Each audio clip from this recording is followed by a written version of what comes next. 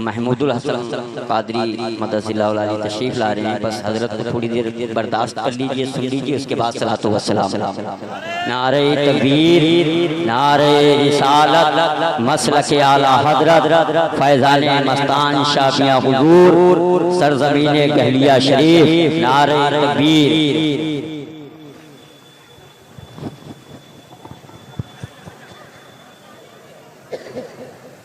अस्सलामु अलैकुम व रहमतुल्लाह।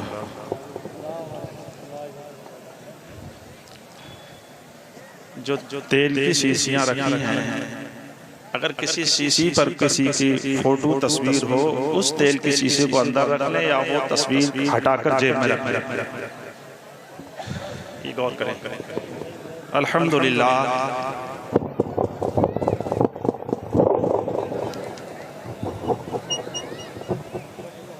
अल्हम्दुलिल्लाह मस्जूदिल माबूद वस्सलातु वस्सलामु अला सय्यदिना मुहम्मदिल मुस्तफ़ा साहिबिल मक़ामिल महमूद व अला आलिहि व अस्हाबिहि इला यौमिल मशहूद। अम्मा बाद फ़अऊज़ु बिल्लाहि मिनश शैतानिर रजीम। बिस्मिल्लाहिर रहमानिर रहीम। क़ाल अल्लाहु तबारक व तआला अला इन्ना औलिया अल्लाहि ला खौफुन अलैहिम व ला हुम यहज़नून अल्लज़ीना आमनू व कानू यत्तक़ून। आमन्तु बिल्लाहि सदक़ल्लाहु मौलानल अलीयुल अज़ीम। आइए हम और आप रसूल आज़म सरवरे दो आलम नबी रहमत शफ़ी उम्मत मालिक जन्नत की बारगाह में हदिया दुरूद व सलाम पेश करें। अल्लाहुम्मा सल्लि व सल्लिम व बारिक अला सय्यिदिना मुहम्मदिन खातिमिन नबीयीन। ये एक तज़मीन का शेर है। खामोश रहें, बिल्कुल खामोश हो जाएं, ये फैज़ का वक्त है। अगर आप लोग बोलते रहेंगे तो ये बेअदबी कहलाएंगे और बेअदब को फैज़ नहीं मिलेगा। बिल्कुल खामोश रहेंगे यहाँ। ये मैं एक शेर पढ़ रहा हूँ जो तज़मीन का है, जो आपकी शान में लिखा है।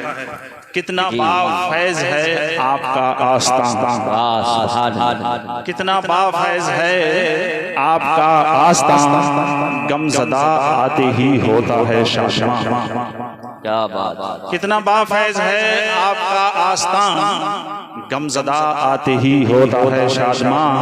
आपकी ज़ात नाइब गौसे ज़मान, शाह मसूद कुतुबे अक़ोलन हुआ, आपकी हर करामत पे लाखों सलाम। सुभान अल्लाह। इनका फैज़ान, इनकी अज़मत व बुजुर्गी से गहलुइया का बच्चा बच्चा वाकिफ है।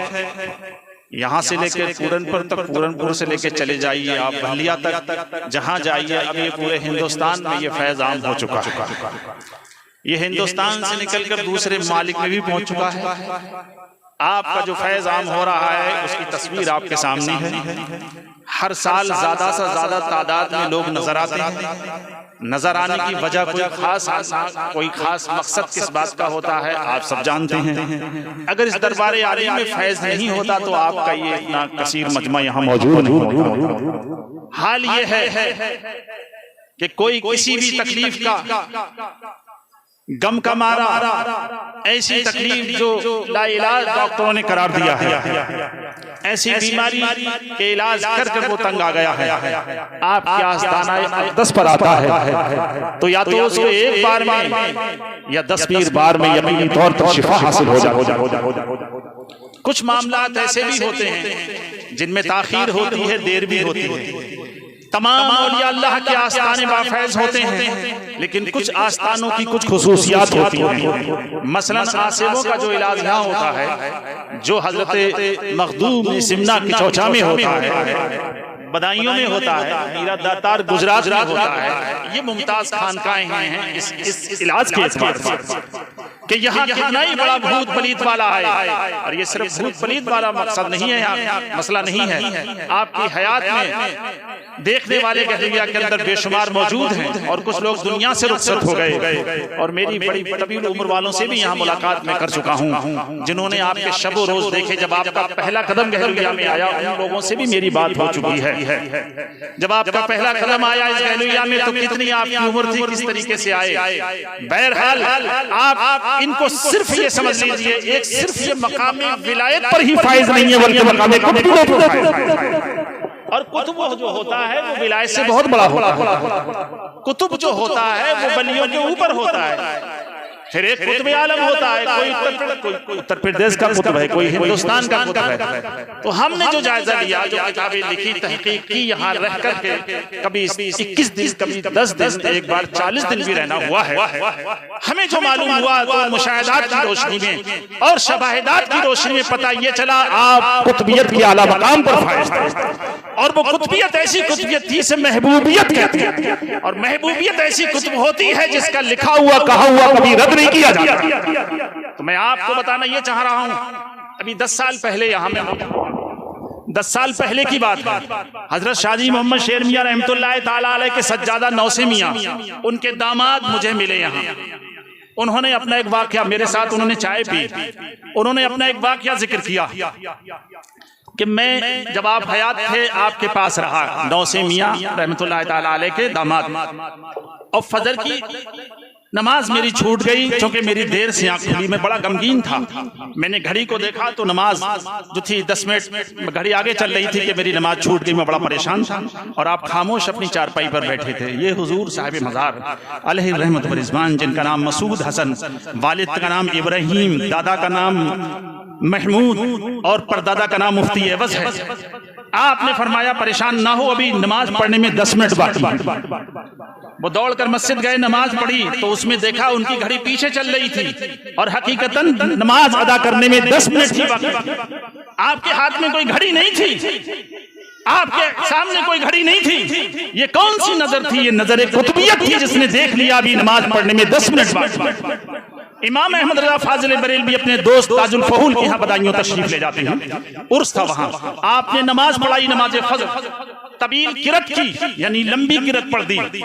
लोग जब सलाम फेरा तो लोगों को गुमान हुआ कि सूरज शुरू हो गया, नमाज का वक्त। खुद ताजुल फहूल परेशान होने लगे। आला हज़रत ने फरमाया अभी 3 मिनट इतने सेकंड बाकी हैं। अब आला हज़रत के हाथ में घड़ी नहीं थी, लेकिन इल्मे तौक़ीत में आला हज़रत अपने वक्त के इमाम। तो आपने देखा करामतों का तवाज़ुन, या आला हजरत से कैसी मोहब्बत करते थे। यहाँ मास्टर नईम साहब भी हैं जो मेरे यहाँ भी भोजीपुरा जा चुके हैं। वो अक्सर हर इतवार को यहाँ आते हैं, बड़ी अकीदत। इन्हीं ने उनका लिबास इस्लामी लिबास पहनाया है। और यहाँ मुन्ने मियाँ भी पूरनपुर के आए हुए हैं, उनका लिबास भी पैंट के लिए कहा कोई इस्लाम का लिबास है, ये कोई मुसलमानों का लिबास है, फौरन लिबास। यानी वो एक वक्त तबलीग भी करते थे। तबलीग के मुख्तलिफ तरीके थे, कभी नजर से कर देते, कभी जुबान से। तो ये लोग मौजूद हैं। मास्टर नईम ने मुझे बताया जब आला हज़रत का जिक्र होता तो आप खुश हो जाते थे।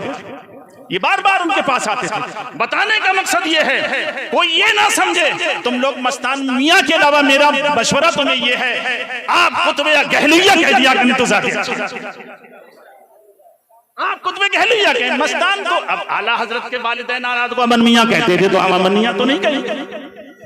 उस वक्त लोगों ने देखा मस्तानी कैफियत है तो मस्तान जैसी कैफियत रहती थी, तो लोगों ने मस्त कहना शुरू कर दिया कि मस्तान मियाँ।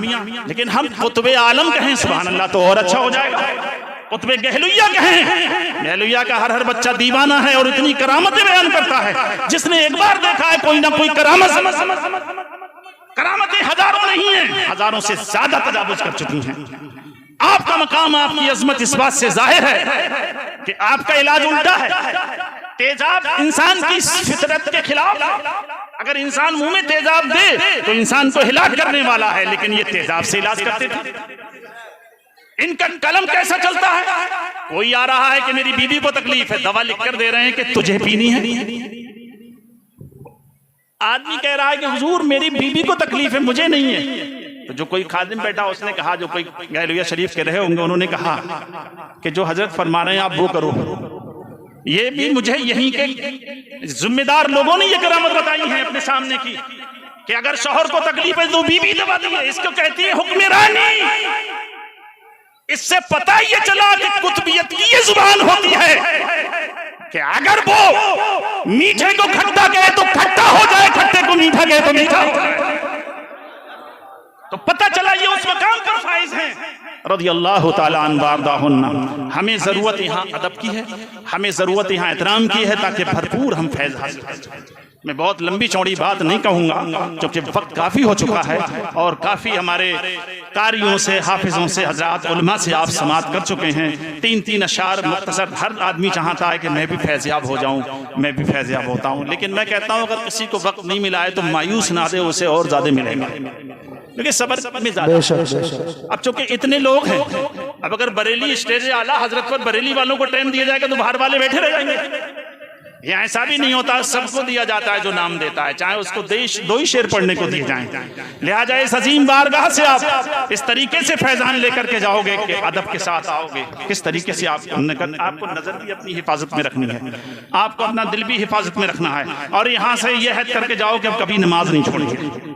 जो लोग रह रहे हैं ये बरसों से रह रहे हैं, बाज लोग यहाँ बाज बरसों से रहे, कुछ अपनी गलतियों की वजह से भी इलाज में ताखीर हो जाती है। मेरा कहने का मकसद ये, जो यहाँ रहते हैं वो पंजगाना नमाज भी पढ़ा करें, और ये जरूरी नहीं है कि मुसलसल यहाँ रहें। वो 15 साल में, वो 15 दिन में आ जाएं तो और बेहतर है, 1 महीना में आए तो और बेहतर है, क्योंकि यहाँ का अदब भी बरकरार रहना जरूरी है। तो आप और जो लोग, औरतें आती हैं, मरीज आते हैं, मैं उनको एक मशवरा और देता हूँ, क्योंकि इस वक्त काफी तादाद में लोग हैं, अपनी औरतों को मशवरा दे दें कि वो इस जो ये दालान है मजार शरीफ का, इहाता, इसके अंदर ना सोया करें। ये अदब में शामिल है। सोने के बाद क्या पता इंसान की क्या हालत है, और आपको क्या पता कौन कौन वली अल्लाह इनसे मिलने आते हैं। तो बेहतर यह है कि औरतें बाहर रहें, अंदर ना सोएं ना बैठें। और जिन पर पेशियां पड़ती हैं, अगर तुम ये चाहते हो कि जल्दी ठीक हो जाएं तो पेशी अंदर मत डलवाओ, बाहर डलवाओ। ठीक है, बेशक। वो मजार की जालियों पर हाथ मारती हैं, खड़ी हो जाती हैं, जी बिल्कुल, दीवारों से चिपकती हैं, जी दीवारों से चिपकती हैं। अब वहाँ कोई कुरान पढ़ता होता है तो कुरान नहीं पढ़ सकता, नीचे हो जाता है। इबादत करने की, मुराकबा करने की, तिलावत करने की जगह है। जी जी बेशक। अब औरतों को ये, अब कमेटी वाले कहते हैं तो ये नाराज हो जाती हैं, लड़ने लगते हैं। मैं कहता हूँ तुम 10 साल आओगी तो फैज़याब नहीं होगी, अगर अदब से आओगी तो 10 दिन में फैज़याब। जी, अदब से आओ, अदब करो, अदब की जाए। पहले आकर बैठ जाते हैं, कट्टा बिछाया, अब उठाने से नहीं, ये तरीका सही नहीं है, गलत तरीका है। आप महीने में 1 बार आएं, बहुत ज्यादा फैज़ आप पाएंगे। जी बेशक। महीने में 1 बार आएंगे, 10 बार ना आओ। जो 10 बार का किराया लगता है वो यहाँ किसी चीज में लगा दो, काम में, बेशक, मजीद फैज़ हो जाए। वाह वाह। अभी चंदा मेरी नजर में बहुत थोड़ा था, इतने लोगों में लाखों रुपया हो जाना चाहिए। क्योंकि ऐसे आस्थाने पर जब उन्होंने कहा कि जो भैया आएगा मैं खुद नहीं लूंगा, मैं मस्जिद को दूंगा, नूरी मस्जिद, चूंकि वो उसकी तामीर होनी जरूरी थी, पहली पुरानी तामीर थी। खैर, वो जो आपका दिल है, जो आपने जो भी पेश किया, अल्लाह ताला आपको फलाता फरमाए, और इस कुत्बे आलम नायब गौसे आजम के सदके में हम और आप सबको फैज़याब फरमाए। खड़े होकर सलातो सलाम पेश। 1 मिनट, बड़े बैठ रही है, 2 शेर हाथ से पढ़ दीजिए। आ जाए बेटा।